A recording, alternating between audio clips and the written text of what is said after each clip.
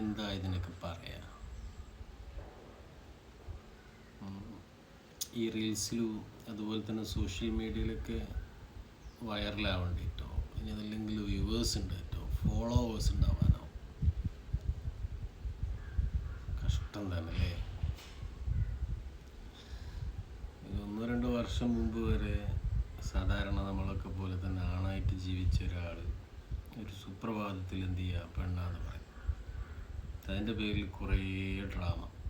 ഹോസ്പിറ്റലിൽ പോകുന്നു, ട്രീറ്റ്മെൻറ്റ് നടത്തുന്നു, ആനയാക്കുന്നു, ചേനയാക്കുന്നു.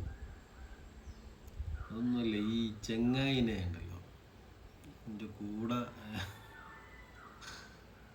അവനിക്ക് നാളോ മാനോ ഇല്ലാണ്ടായിപ്പോയല്ലോ എന്നുള്ളതാണ്. എന്തൊരു മാനസിക വൈകല്യം തന്നെയായിരിക്കും.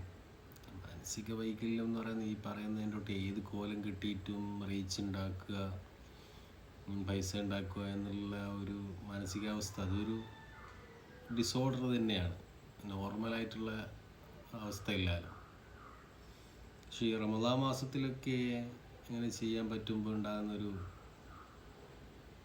എന്തായാലും നടക്കട്ടെ നടക്കട്ടെ.